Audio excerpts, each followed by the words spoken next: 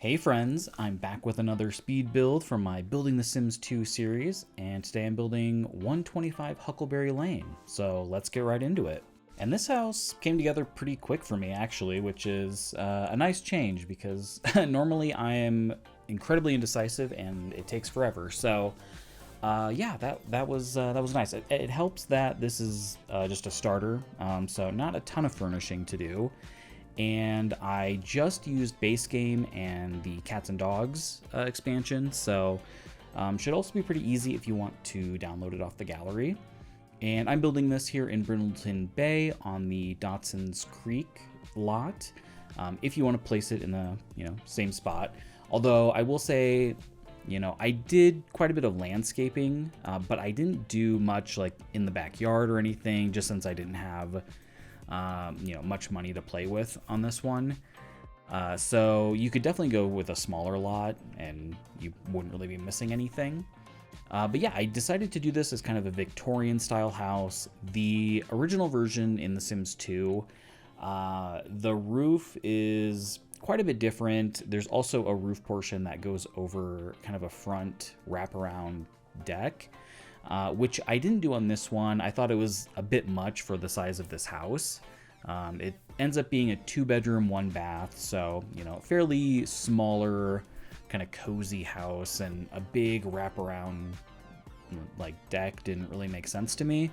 But I do end up putting a smaller deck on the front later on. And a lot of times Victorian houses will have very interesting details like in the woodwork and the paint colors and everything.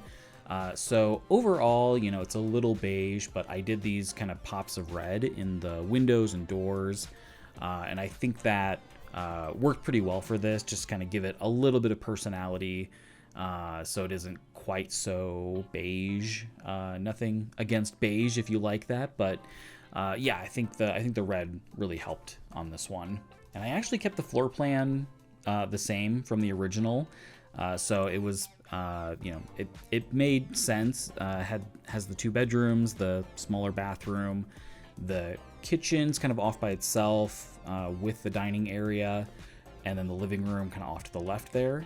Yeah, and I think that worked out fine. I will say this sort of middle area where the front door is kind of awkward. I wasn't really sure what to do with that space. Later on in the video, I tried to put the dining table in that area, but it wasn't really working. It just wasn't quite the right size and layout, so kept it in the kitchen area. But yeah, kind of a weird space. But since it's a starter, you can always add some more stuff later on. If you decide you want to download this and play with it, it is on the gallery for you. But yeah, here in the kitchen, I really wanted to put upper cabinets and make it kind of a larger kitchen, but that wasn't really in the cards. I do keep these upper cabinets for a little while, but I will end up getting rid of them just so I can stay under budget. Yeah, I just wish there was more stuff in the base game, period. But yeah, the kitchen selection, I mean, there are actually like 4 or 5 different kitchen sets. But they're all very expensive. Really, a lot of the base game stuff is very expensive, which is certainly a challenge. But yeah, here for the table, I did use chairs from Cats and Dogs. I thought that would, give it a little bit of, I don't know, flavor or something, a little extra something. And then for the bathroom, fairly well furnished. It's got the shower tub combo. This kind of Victorian style helped out with the furnishings, so I could use that specific tub shower combo that's cheaper than the other one. So that worked out well. Was actually able to get a couple of additional decorative items in here, although maybe I shouldn't have wasted my money on that. But I just wanted it to look a little bit nicer, I also spent quite a bit on this fireplace, which, may have not been the most financially responsible decision, but, it just looked nice. And I did that basically instead of a TV, because the TVs in this game are really expensive for some reason, like 500 simoleons for that really boxy old style TV.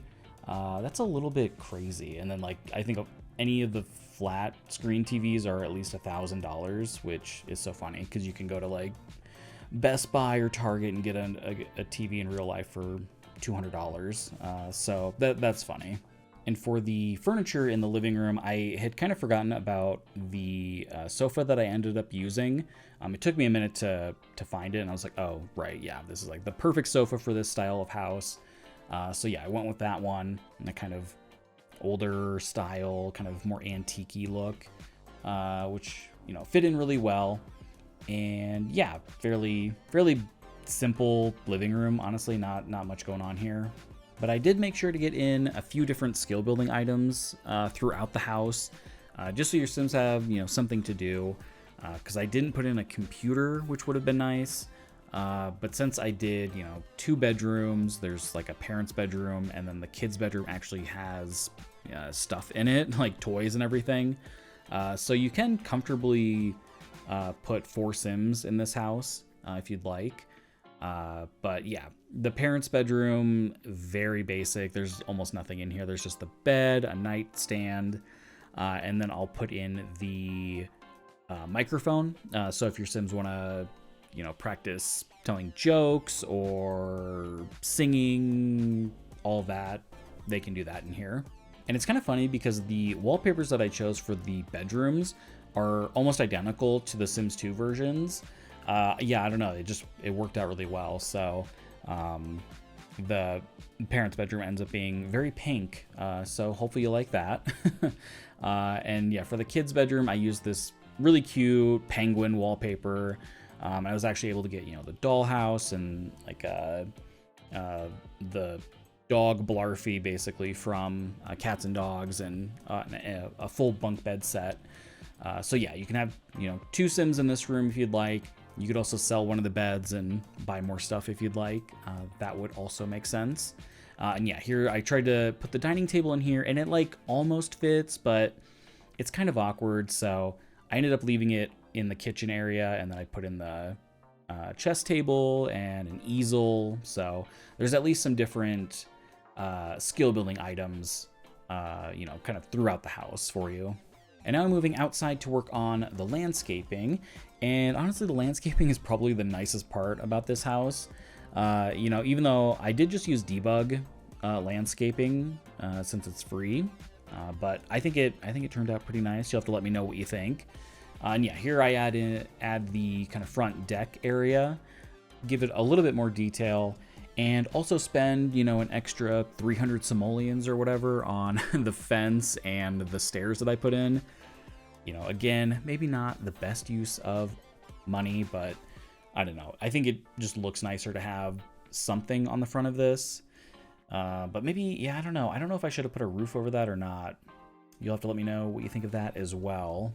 And of course, I just used terrain paint just so I wouldn't have to spend any money on, you know, any flooring for outside, which is kind of weird to say, flooring for outside, but yeah. I tried to kind of fade it out and like kind of blend it in. It definitely looks better once I put the actual plants on there, because it looks kind of a mess right now, but yeah. And I actually left in me pulling out the plants this time, which I don't normally do, but with how short the video was, I thought it would be fine to leave it in, but I did speed it up more than the rest of the video. So yeah, you'll have to let me know if you like me including that or not. I don't normally do that just because I think it can be kind of boring because I'm literally just pulling things out. But if you like that, let me know. Also, at some point, I really should just put all of the debug items that I like to use just in a room and save it like in my library, just so I don't have to pull them out like that every single time.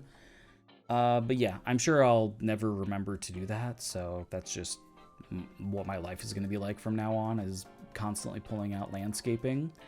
But yeah, I think, you know, I think it turned out pretty decent.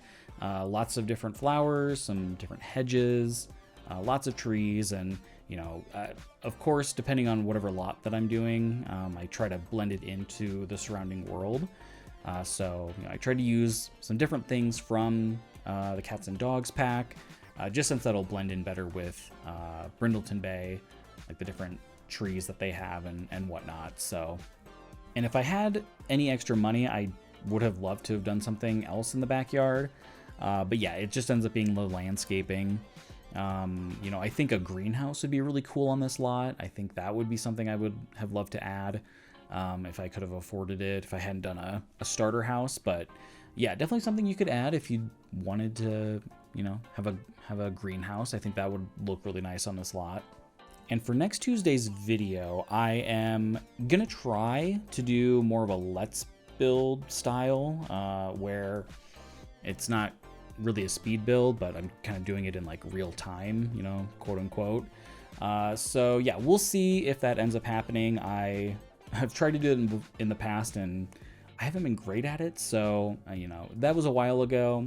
Maybe I can actually do that now. So we'll see. Otherwise, it'll just be another speed build again. So yeah, you'll definitely have to let me know if you like that style, if I'm actually able to do it or not. But that's going to wrap it up for me. I just want to say thank you so much for watching. I really appreciate it.